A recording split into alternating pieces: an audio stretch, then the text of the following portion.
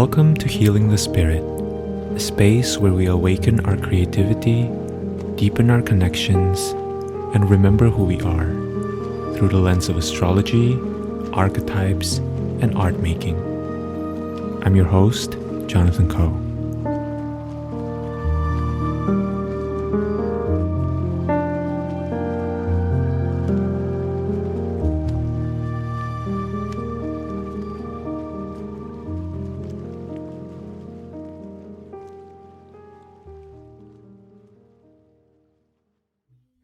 Hello everyone, welcome to this episode of Healing the Spirit. I am super excited that you're here and I'm grateful that you decided to tune in. This episode, I'm going to be sharing some of my contemplations for the energies of the week ahead, as well as the astrology of the week ahead. And I, as always, welcome you to listen in intuitively. Notice what is coming up for you, what thoughts are coming up for you, what information comes up for you, what sensations come up for you. And I would say that those informations that are coming up are just as important, if not more important, than the information that I'll be sharing with you. So, as always, let's begin with a little bit of an overview of the astrology of the week ahead. So on Monday, December 19th, Venus, which is currently in Capricorn, will be trining the North Node in Taurus. And then on Tuesday, we have a pretty big astrological event, which is that the planet Jupiter will be finally leaving the realm of Pisces, which is its home sign, and then it's going to be entering the realm of Aries. So this is a pretty significant shift because pretty much all of 2022, Jupiter has been in Pisces, and sometime in the summer, Jupiter kind of dipped into the realm of Aries a little bit, and then it went retrograde back into Pisces, and then it went direct in Pisces, and then now it's entering Aries, and it's entering Aries for good. I believe that Jupiter is not going to be entering Pisces until 2033. So, it's pretty major. On Wednesday, December 21st, which is also the Winter Solstice, aka the day with the longest night. Yes. The sun will be entering Capricorn. And so the sun in Capricorn will be creating a square with Jupiter in Aries, right? And this square, I would say, is probably the centerpiece of the cosmic drama of this week. And we'll talk more about that. On Thursday, December 22nd, Venus in Capricorn will be trining Uranus in Taurus. So this is interesting because last week, if you were following, you might also notice that Mercury was doing that, right? Mercury entered Capricorn, and then Mercury was trining the North Node as well as Uranus. And then this week, Venus is kind of doing the same thing, mirroring what Mercury was doing last week. And then on Saturday, Venus will be sextiling Neptune, which is currently in Pisces. So when I really felt into the energy of it all, two separate strands of experiences kind of came up for me. On the one hand, we are approaching the Winter Solstice, right? Which is really the darkest night of the year here in the Northern Hemisphere.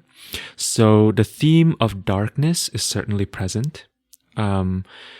On the other hand, we are also kind of having this experience of Jupiter entering Aries and then the sun entering Capricorn, right? And then the two of them creating this really dynamic tension, right? Which is the aspect of a square. So the first thing that's coming up for me is to really feel into our relationship to darkness, right? First of all, what is darkness, right? I don't believe that darkness is really a universal experience because how we experience darkness is not the same, right, across the board. As an example, a very concrete example, in the Northern Hemisphere right now, we are experiencing the darkest night of the year. And in the Southern Hemisphere, if you live there, you know that you are experiencing the longest day of the year. And so this experience of darkness, I don't think is really universal. I think darkness there are aspects of it that are common probably among certain groups of people, but also I want you to get a little specific here to really feel into what does darkness feel for you, look for you, sound for you specifically, right? And also, if you have ever spent any time in darkness, like literal, visual darkness, you'll probably notice that certain senses are heightened when other senses are not able to really do the job that it usually likes to do, right? So for example, when the light goes dark, you might notice that because your eyes are no longer functioning the way that they're usually able to, right? You might notice that your hearing starts to intensify, right? Or your sense of touch, or your sense of temperature on your skin may suddenly be very present. So darkness can sometimes be those moments where we don't have enough information, right? In other words, sometimes darkness looks like literally experiencing the unknown, being in a space where we simply don't know. Like you're totally in the dark, you don't know how you feel like all of your usual anchors are lost, right? This may be an experience on an internal level that's present for this week. However, I feel like the more prevalent experience may be a different kind of darkness. And let me explain that a little bit, right? As I was feeling into the particular flavor energetically of the kind of darkness that we might be experiencing this week, what I felt into was kind of these moments where we have plenty of information, but either we don't have a lot of clear idea about, what we should do about that information, or we tried doing a couple things and then we were met with a lot of external resistance, right? Which essentially kind of puts us back in square one where, in fact, right, that access to information may feel really jarring, and it may feel really uncomfortable because we don't exactly know what to do with all of that information, right?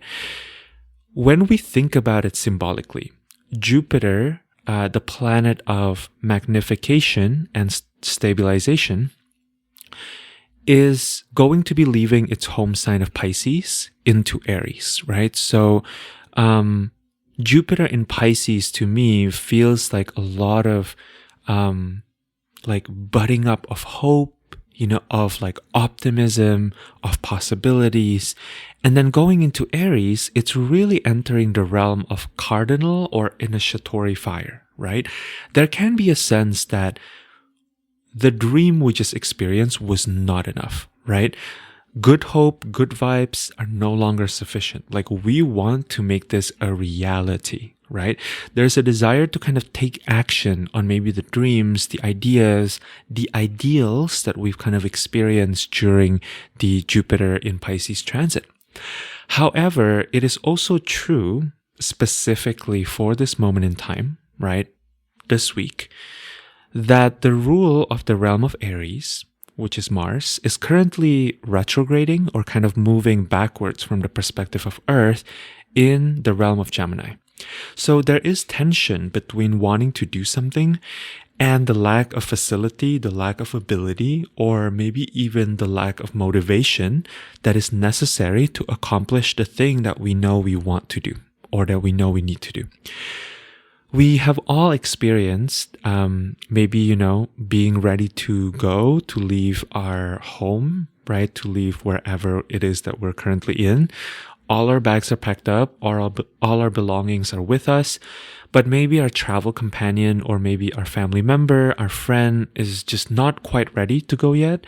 And, kind of feeling that antsy feeling, right? Of like, you feel this internal go, go, go, but then on an external level, you're not quite able to do the thing just yet.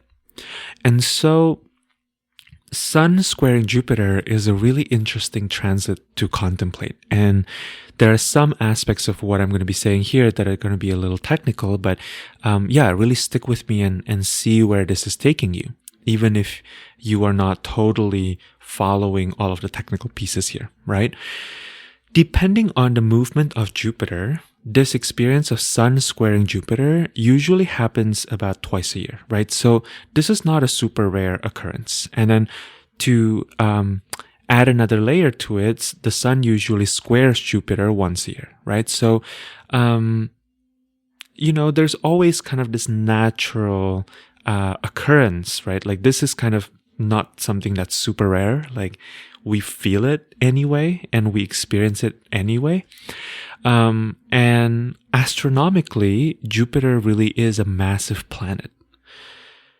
The mass of Jupiter is twice the mass of all other planets combined. So really feel into that, right? Feel into how the tension here that is happening astrologically this week is the tension between the sun, which is the main source of light, and then the largest body of mass in the solar system, aside from the sun itself, of course. And it's making me think about this idea of like intention versus impact. We can think of intention as being represented by the sun and impact being represented by Jupiter, right? There's an invitation, I think, this week to really make space to be curious about your impact and whether that's aligned with your intention.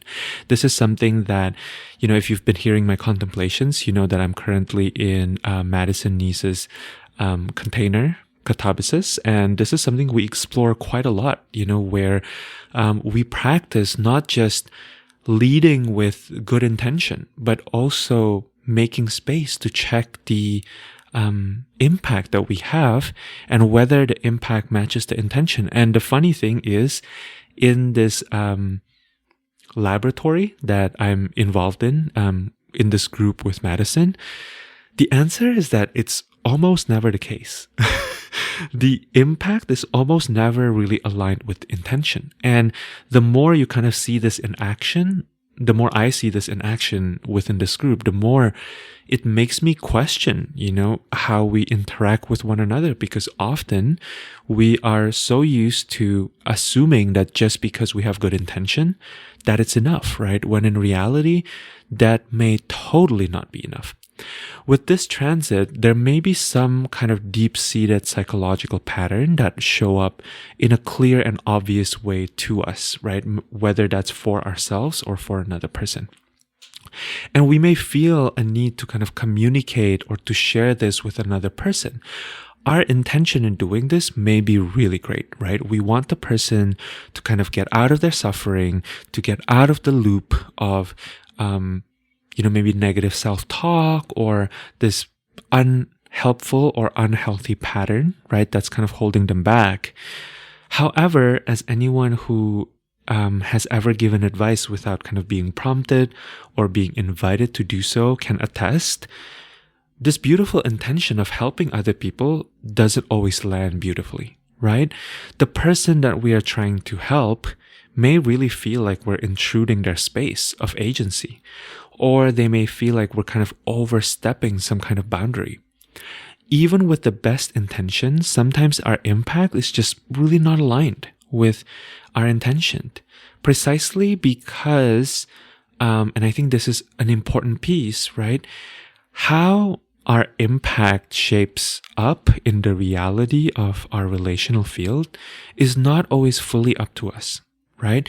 How something lands for a particular person may be informed by their past trauma, by assumptions about the other person's intent, or it may also simply be, the right information spoken at the wrong time, right? So in that case, how something lands may be completely the opposite of what you intended to be.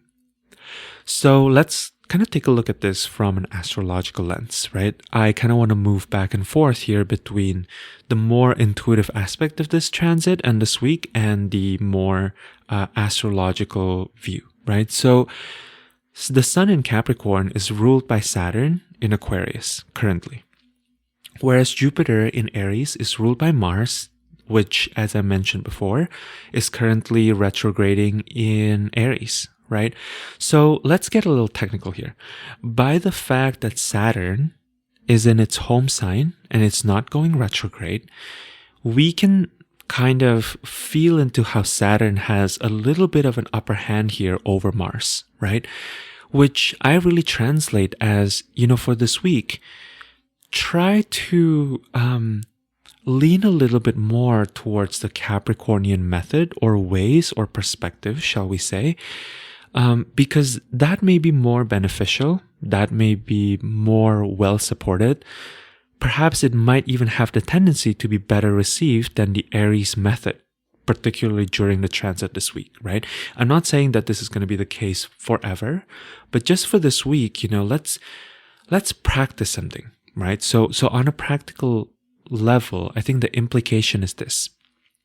This week, if you're finding yourself kind of at a tension point, be it with yourself, with your loved ones, or with those that you find yourself working with, the invitation here, I think, is to lower the temperature rather than rising the temperature. So what does that mean, right? There are times when the best thing to do is to kind of just charge on ahead, right? To maybe try to solve the problem on a practical level before it even really became a problem relationally. And sometimes that's literally how you solve relational problems, by solving the practical problem first, right? It kind of reminds me of this old adage that it's better to ask for forgiveness rather than permission. However, in the case of this week, my feeling is that it may be more supported to try a different method. When some sort of conflict or some sort of challenge arises, try leaning on Saturn, on Capricorn, right? Rather than getting heated, working yourself up towards some sort of action, try gathering all of the facts first, right? Try asking the questions that you need to ask to truly understand what is at play. If the process of kind of gathering information then leads you somewhere fruitful and maybe give you like a natural path towards resolution, then please know that by all means, you can absolutely take that aligned action, right? But I think that piece around really being sure that your action is aligned and your action is really informed not by assumptions, but by things that you can verify based on communication, based on relationships, right, is really important. If that's not the case, if you still don't experience clarity, consider the possibility that maybe you're called to not do anything in this moment. Consider that perhaps you simply don't have enough information to kind of be able to execute the right thing at the right time in the right way. Consider that maybe you kind of have to stay with this feeling of discomfort, right? Or like itchiness that we can feel when we're in the space of inaction, because maybe withstanding this experience of being uncomfortable may eventually help us, help facilitate us to finally be able to do the right thing, right at the right time. Consider that perhaps you're really not at a point where taking action is the right thing to do. That maybe the story will continue to unfold in ways that are currently invisible or unpredictable to you before you can really take that aligned action. Which brings me back to my original point about darkness, right? And this is kind of interesting because I'm kind of getting deja vu. I think last week we were contemplating a little bit on this idea of stillness and really processing things through our body, right? And I think this week, the vibe, the direction that I was kind of getting from my guides are very similar, but just kind of like in a very different way or from a different perspective, which is really like the visual that's coming to me is like being shrouded or like surrounded by darkness, right? How will you respond when you allow yourself to assume that you just may not have all the information? Sometimes it might be the right thing to do to move anyway, to do the thing anyway without having all the right information, right? And other times it's really better to wait. So I think there's an invitation here to kind of take an inventory for yourself to feel into what does the wisdom for discernment, right, looks like for you. How do you know when it's the right time to move ahead, to make a decision without having all of the information? And when is it the right time to wait? And I think the ability, right, to in the moment know which situation you're kind of in is going to be a really valuable asset for this week, for the experience of living through this particular transit. So I guess my question to you is, do you know the difference between the two? Do you know in your body what that feels like when you're supposed to take action without having all of the right information? And do you know in your body when it's time to wait? And I think really anchoring this information in the body, in the physical field of our experiencing, can be really, really powerful, because my sense is that the more mental version of the information that's coming through this week may be slightly, shall we say, overloading, or it may be a bit too much information than what it is that we actually need, or it may just be a lot of information without a lot of clear direction. So another practice that I would kind of share here before we move on to the card pull portion of this contemplation is the practice of kind of reflecting on the darkest days of the year. I'm curious, what have been your darkest moments? Whether in this life, in this chapter of your life, or maybe just this year. What have been your darkest moments? And how have you kind of made it through? Or are you currently in the middle of it?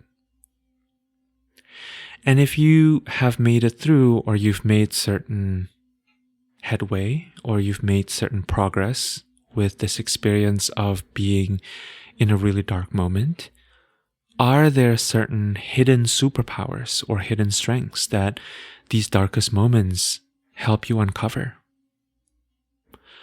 Are there certain areas for reflecting, for tweaking, or maybe even improving or doing things in a different way that these moments have kind of illuminated for you? And finally, I'm curious, in those moments, what do you find have been the most supportive allies?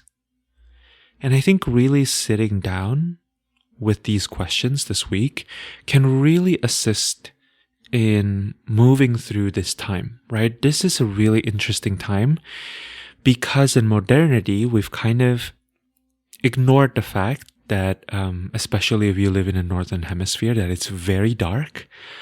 And that we're kind of just, doing the motion, right? To try to get through the year, to get to the end of the year. And you may be busier than ever, and you may not have time to really feel into this. But my sense is that feeling into it may be the most supportive thing, because we are so uncomfortable with the dark, so uncomfortable. And that, this ability to navigate the dark is really part of our human experience, and it's really important. All right, so with regards to the card pulls, this week I pulled from the Desert Illumination Tarot, which is a deck that I recently received in the mail. I believe it is by the artist Lindsay D. Williams. And I pulled the Eight of Swords and the Nine of Cups, and you can see the photo on the link that will be on the show notes. And as you can see, if you take a look at these two cards visually, this is a super interesting combination. I really see the Eight of Swords as indicating, tension. Like when I looked into this card, what's coming up in my body is that there's kind of this feeling of helplessness and simultaneously urgency, right?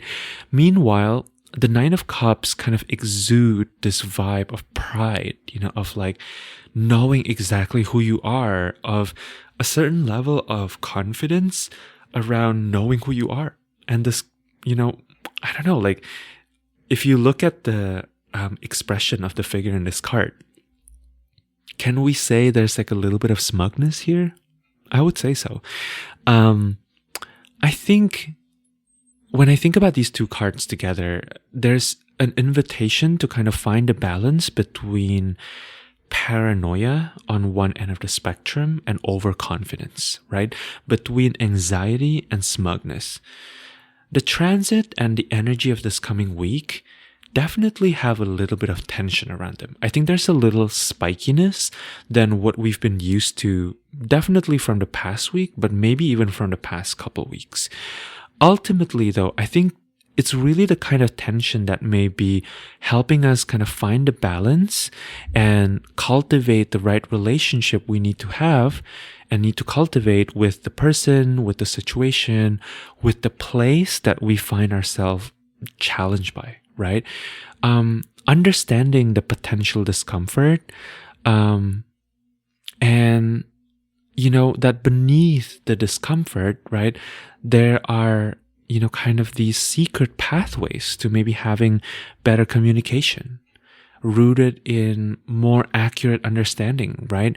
Free from the hold, the grasp of assumptions and suspicions, but we've kind of really got to allow ourselves to move through, even if it might be challenging, the discomfort of not immediately jumping into action and spending a little bit of extra time in kind of the place of being curious, which, when I think about curiosity, I think about Gemini. And with Mars currently retrograding in Gemini, I think it's really hard not to just like take action or like say the thing, right?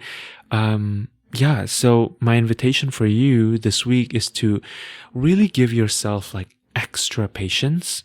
It might even be, if you want to work on this energetically, it might even be interesting to consider, on an intuitive level, what color represents patience for you, or what color represents the act or the practice of neutralizing your own perspective, right? Or kind of coming into some version of neutral that is accessible to you in that moment.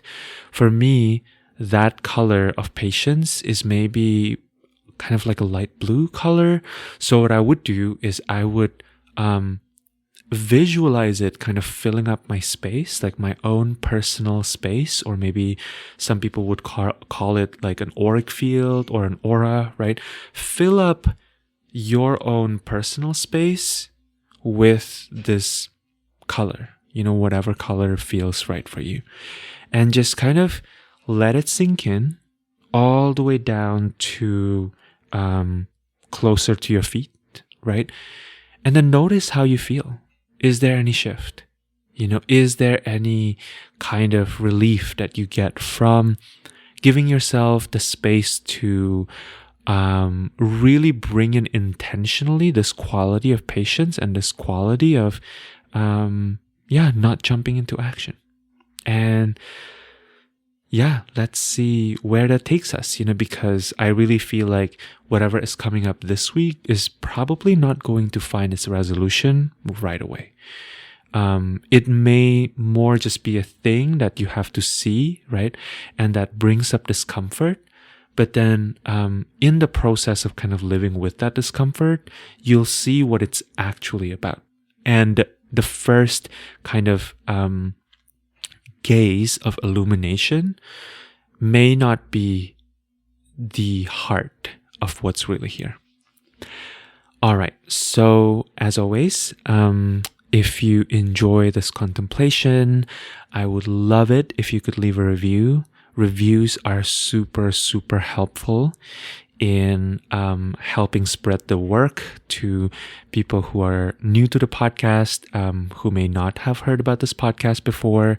And truly, it would be such a gift for me to receive reviews from you. There have been some really incredible, beautiful reviews that some of you left, and I'm so, so grateful for that. Know that I am working towards creating some gifts for you, for, kind of my token of appreciation for you taking the time to review and to support this podcast. You can also, something I should mention about the review too, by the way, before I move on from the review portion, is that it doesn't have to be long, right? It can literally be like 2 or 3 sentences, and that is totally sufficient, and if you want to share more, then that's absolutely appreciated as well, but it's not necessary. You can also rate this podcast. I would love it if you could rate it 5 stars, and also subscribe if you haven't. Finally, I still have a few more slots for readings until the end of the year and for the beginning of next year. So I feel like the readings that I've been doing recently with folks have been really impactful, especially if you are kind of in the moment of maybe like stuckness or like a saturation point. Usually stuckness really comes from having run like a particular program in your head, right? Whether that program is a narrative or that program is like a certain kind of self-talk or habit that essentially have kind of come to a point where it's maybe beginning to outlive its usefulness, right? Like there's a reason why we as humans tell ourselves stories, right? It's because stories, we're naturally storytelling beings. We like to tell stories and we like to make sense of things as humans. But what I've been noticing from the readings that I've been doing in the past couple of weeks with some of you is that as we're getting to the end of the year, many of us are kind of experiencing this discomfort around like the stories that we tell ourselves and the ways that those stories may not be really working anymore. And so what I've been kind of helping folks, and this is not really something that is necessarily like an intention of mine through my readings, but I think this has come as an emerging pattern, right, from what folks kind of bring to my space, which is that this time of the year, I think we're really kind of thinking a lot about our lives, and we're really considering a lot of the ways that it is working or it's not working. And so these readings have been really lovely and powerful spaces where I can hold space for you to kind of direct you in feeling into synthesizing your experiences, into stepping into the void and feeling into like, what does that void of like the new pattern or the new way of thinking look like? And how does it feel in my system? And then we can kind of practice it together, in the limited time that we have, right, within the session. And hopefully, you can start expanding this feeling of authorship that you want to feel in your own life. A lot of us also feel very much out of our agency in these moments because maybe you're surrounded by people who have various expectations about what you should or should not do. Or maybe you have this experience of just being like super busy, so taking this time to really kind of sit down to try to understand our past patterns and feel into and dream what new patterns are wanting to emerge, what new patterns are wanting to be installed in our lives can be really, really helpful. And so if you're called to kind of do something like this, I would be really excited to hold space for you and to be sharing with you perspectives from your birth chart.